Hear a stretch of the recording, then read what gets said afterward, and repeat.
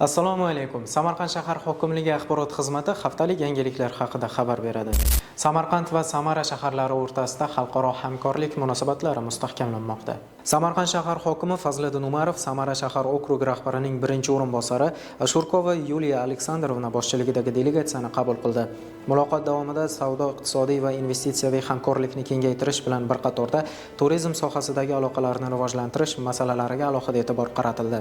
Uchrashuvning muhim natijalaridan biri sifatida Samara shahar okrugi ma'muriyati huzuridagi turizm, tadbirkorlik va savdo departamenti hamda Samarqand shahar hokimligi o'rtasida turizm sohasida o'zaro hamkorlik to'g'risidagi bitim imzolandi. Mazkur kelishuv ikki hudud o'rtasida sayyohlar almashinuvini kengaytirish, qo'shma turistik loyihalarni amalga oshirish va sohada tajriba almashishni rivojlantirishga xizmat qiladi. Tomonlar kelgusida ham o'zaro manfaatli hamkorlikni izchil davom ettirish va yangi tashabbuslarni qo'llab-quvvatlashga kelishib oldilar. Samarqand shahar hokimligida aholi murojaatlarini o'rganish hamda hal etish masalalari yuzasidan muhokama yig'ilishi bo'lib o'tdi. Yig'ilish davomida kelib tushayotgan murojaatlarni tahlil qilish, ularning kelib chiqish sabablari, eng ko'p uchrayotgan muammolar va ularni bartaraf etish bo'yicha amalga oshirilayotgan ishlar muhokama qilindi. Shuningdek, murojaatlar bilan ishlashda mas'uliyatni oshirish, ijro intizomini mustahkamlash hamda har bir murojaat ortida inson taqdiri turganini inobatga olgan holda tizimli yondashuvni yo'lga qo'yish zarurligi ta'kidlandi. Yig'ilish yakunida mutasaddilarga murojaatlarni o'z vaqtida va sifatli ko'rib chiqish, muammolarni joyida hal etish hamda aholining davlat idoralariga bo'lgan ishonchini yanada mustahkamlash yuzasidan aniq topshiriqlar belgilandi. Shahar rahbari olamni qalb ko'zi bilan ko'ruvchi yoshlar bilan uchrashdi. Samarqand shahar hokimi Fazliddin Umarov shahardagi 59-sonli Nurli maskan maktab-internatida ko'rish imkoniyati bo'lmagan iqtidorli o'quvchilar bilan samimiy uchrashuv o'tkazdi. Muloqot davomida yoshlar o'z taklif va tashabbuslari bilan faol ishtirok etishdi. Xususan, respublika fan olimpiadalari g'oliblarini mamlakat bo'ylab sayohatga olib borish, iqtidorli o'quvchilarning maqolalarini gazeta va nashrlarda chop etish kabi qator masalalar bo'yicha takliflar ilgari surildi. Shahar rahbari ushbu tashabbuslarni qo'llab-quvvatlashini bildirib, yoshlarni har tomonlama rag'batlantirish muhimligini ta'kidladi. Shuningdek, uchrashuv yakunida o'quvchi yoshlarga kompyuter jamlanmalari berilishi belgilab olindi.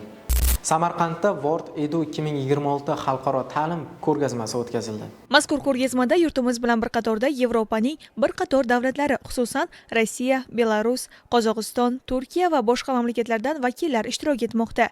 Yetakchi universitetlar, ta'lim tashkilotlari hamda konsalting kompaniyalari o'z ta'lim dasturlari va imkoniyatlarini jamoatchilikka taqdim etmoqda. Tadbir abituriyentlar, talabalar va ularning ota-onalari uchun muhim axborot maydoniga aylandi. Ishtirokchilar xalqaro va mahalliy universitetlarga kirish talablari, grant va stipendiya dasturlari, shuningdek xalqaro imtihonlar haqida atroflicha ma'lumotlarga ega bo'lishdi. Mutaxassislar bilan bevosita muloqot qilish imkoniyati esa yoshlarning kelajak kasbini tanlashiga xizmat qilyapti. Samarqand shahrida 15-aprel madaniyat va san'at xodimlari kuni munosabati bilan bayram tadbiri tashkil etildi.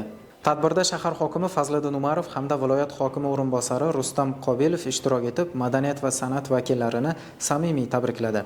Soha xodimlarining jamiyat hayotidagi o'rni alohida e'tirof etilib, Samarqand shahar madaniyat bo'limiga 300 million so'mlik vaucher topshirildi.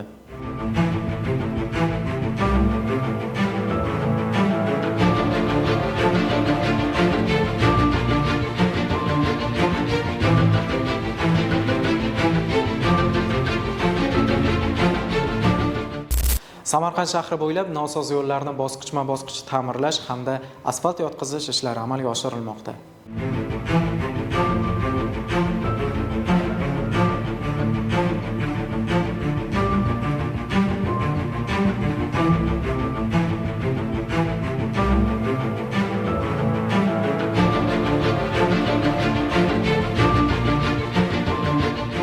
Shahar hokimligida navbatdagi iqtisodiy siyosiy o'quv soati bo'lib o'tdi.